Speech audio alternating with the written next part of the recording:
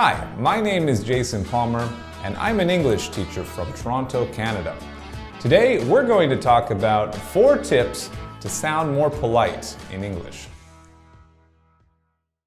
Tip number 1. So, when it comes to ordering something at a restaurant, when you order something at a restaurant, it's important to use a few expressions like can I, could I, or may I. We can use these, for example, to order maybe some water. We could say, could I please get a water? Or, may I have a water, please? Or, can I get a water, please? So these are 3 ways that you can ask very politely for something in a restaurant.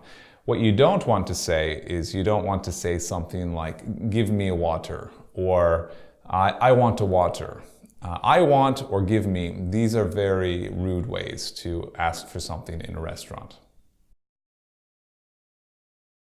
Okay, tip number 2. When asking for permission, it's important to be polite as well. Sometimes you need to ask for permission. Maybe you'd like to borrow someone's phone to make a call. Or maybe you would like permission to interrupt a conversation. In either of these cases, it's important to use expressions such as, do you mind if, would it be a problem, I was wondering if I could. So, for example, if you'd like to borrow someone's phone, you could say, do you mind if I borrow your phone? Would it be a problem if I borrow your phone? I was wondering if I could borrow your phone. These are all very polite ways to ask for permission. What you don't want to do is you don't want to say, let me borrow your phone, or I want to borrow your phone, or give me your phone.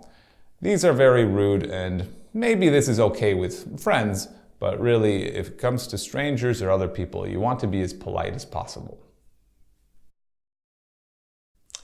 The third way to be more polite in English is when it comes to not understanding. Now, this is very important because when you learn English, of course, you will have problems understanding what people say. So quite often you will have to tell them that you don't understand or to ask them to repeat something.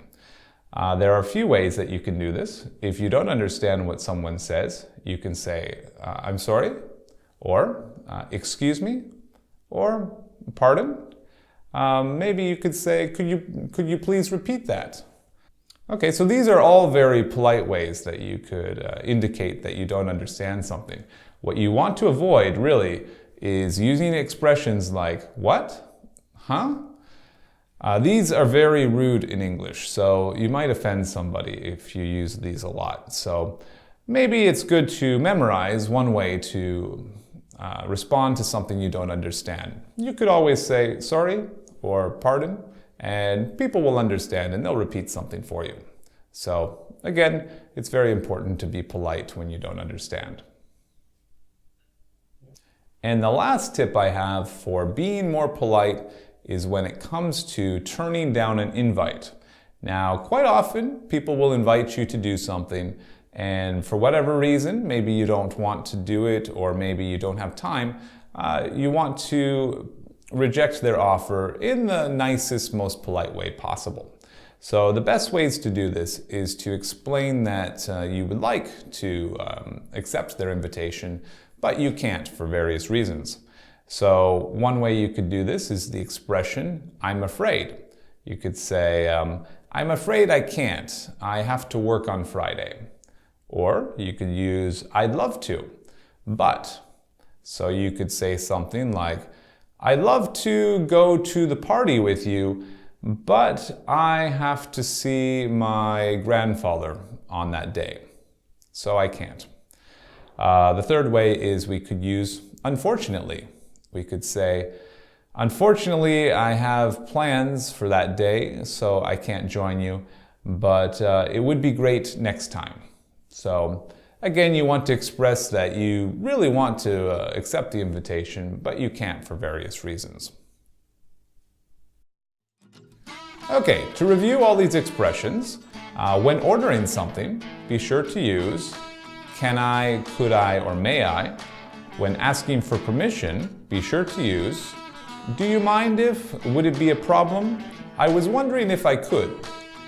And for not understanding, be sure to use sorry. Could you repeat that, please? Pardon? Excuse me? And when turning down an invite, be sure to use I'm afraid, I'd love to, but, or unfortunately, I can't. Well, those are all the tips I have for today. So this has been Jason Palmer, and I'll see you next time.